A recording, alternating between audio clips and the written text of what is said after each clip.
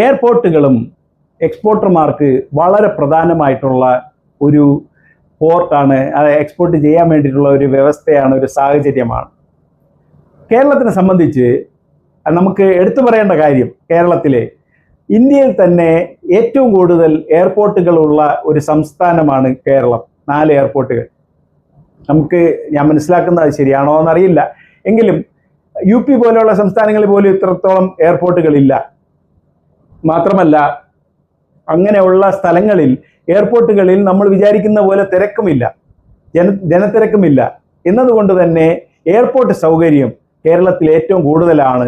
അത് നമുക്ക് ഏറ്റവും കൂടുതൽ ഉപയോഗിക്കാൻ കഴിയും. എങ്ങനെയാണെന്നല്ലേ, കേരളത്തിൽ നിന്നും എന്തുകൊണ്ടാണ് കേരളത്തിൽ ഏറ്റവും കൂടുതൽ എയർപോർട്ടുകൾ വന്നതെന്നും കേരളത്തിൽ നിന്നും എന്തുകൊണ്ടാണ് എയർപോർട്ടുകളിൽ ജനത്തിരക്ക് ഉണ്ടാകുന്നത് എന്നും നമ്മൾ പരിശോധിച്ചാൽ നമുക്കറിയാൻ കഴിയുന്നത്, കേരളത്തിൽ നിന്ന് പുറത്തേക്ക് സഞ്ചരിക്കുന്ന അധികം പേരും പ്രവാസികളാണ്. ലോകത്തിന്റെ പല ഭാഗത്തും പ്രവാസങ്ങളിൽ, ജോലികളിൽ, ബിസിനസ്സുകളിൽ ജീവിക്കുന്ന കേരളത്തിലെ ജനത, ഞാൻ നേരത്തെ ഒരു പാർട്ടിൽ പറഞ്ഞതുപോലെ തന്നെ കേരളത്തിൽ നിന്ന് എന്തൊക്കെയാണ് എക്സ്പോർട്ട് ചെയ്യുന്നതെന്നുള്ളത് ഞാനൊരു പാർട്ടി ചെയ്തിരുന്നു. ആ പാർട്ടിൽ ഞാൻ വിശദമായിട്ട് പറഞ്ഞിട്ടുണ്ടായിരുന്നു.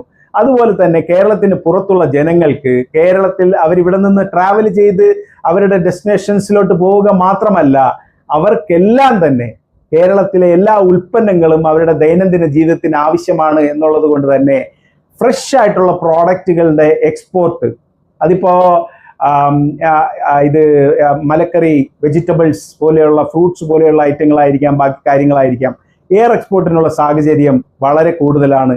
കമ്പാരിറ്റീവ്ലി ഹയർ പ്രൈസ് ആണ്. ഇപ്പൊ നമ്മൾ സീ എക്സ്പോർട്ടിൽ പെർ കിലോയ്ക്ക് നമുക്ക് 15 രൂപ ചിലവാകുമെങ്കിൽ അതേ ഡെസ്റ്റിനേഷനിലേക്ക് നമ്മൾ എയർ എക്സ്പോർട്ട് ചെയ്യുകയാണെങ്കിൽ ഒരു 120, 135 രൂപയോളം ആവറേജ് എക്സ്പെൻസ് വരും. അപ്പൊ അതിനനുസരിച്ച് നമുക്ക് ലാഭകരമായി വിൽക്കാൻ പറ്റുന്ന സാധനങ്ങൾ മാത്രമേ നമുക്ക് അയക്കാൻ പറ്റുള്ളൂ. അപ്പോൾ വെജിറ്റബിൾസ്, ബാക്കിയുള്ള കാര്യങ്ങളൊക്കെ അന്ന് തന്നെ ഫ്രഷ് ആയിട്ട് എത്തിക്കേണ്ടതാണ്. ഇപ്പൊ ദുബൈയിൽ താമസിക്കുന്ന ആൾക്കാർക്ക് കേരള വെജിറ്റബിൾസിൽ അവിയൽ ഉണ്ടാക്കണമെങ്കിൽ അവർക്ക് ഇവിടെ നിന്ന്, കേരളത്തിൽ നിന്നും വെജിറ്റബിളുകൾ അവിടെ എത്തിച്ചേ പറ്റൂ. അതിനുള്ള സാഹചര്യം എയർ എക്സ്പോർട്ടിലുണ്ട്. അപ്പൊ കേരളത്തിൽ അങ്ങോളം ഇങ്ങോളം എയർപോർട്ടുകൾ, തിരുവനന്തപുരം അന്താരാഷ്ട്ര എയർപോർട്ട് അദാനിയാണ് ഹാൻഡിൽ ചെയ്യുന്നത്, Cochin airport, Cochin international airport, പിന്നെ കോഴിക്കോട് ഇന്റർനാഷണൽ എയർപോർട്ട് ഉണ്ട്, പിന്നെ കരിപ്പൂർ, പിന്നെ അത് കഴിഞ്ഞിട്ട് കണ്ണൂരിൽ ഇന്റർനാഷണൽ എയർപോർട്ട് ഉണ്ട്. 4 വലിയ ഇന്റർനാഷണൽ എയർപോർട്ടുകൾ. അപ്പൊ ഇതിലുള്ള സാധ്യത എന്താണെന്ന് പറഞ്ഞാൽ, ഇപ്പൊ സിറ്റി പോലെ, ഇപ്പൊ തിരുവനന്തപുരം, കൊച്ചി പോലെയുള്ള സ്ഥലങ്ങളിലല്ലാതെ കണ്ണൂർ പോലെ, കോഴിക്കോട് പോലെ, കോഴിക്കോടല്ല കണ്ണൂർ എന്ന് പറയാം, കണ്ണൂർ ഭാഗങ്ങളിൽ നമുക്ക് കൃഷി വിഭവങ്ങൾ കുറച്ചുകൂടി വില കുറച്ച് വാങ്ങിക്കാൻ പറ്റും. കൃഷി മാത്രമല്ല, ഇറച്ചി അങ്ങനെയുള്ള സാധനങ്ങളെല്ലാം വില കുറച്ച് വാങ്ങിക്കാൻ പറ്റും. വില കുറച്ച് വാങ്ങിച്ചാൽ നമുക്ക്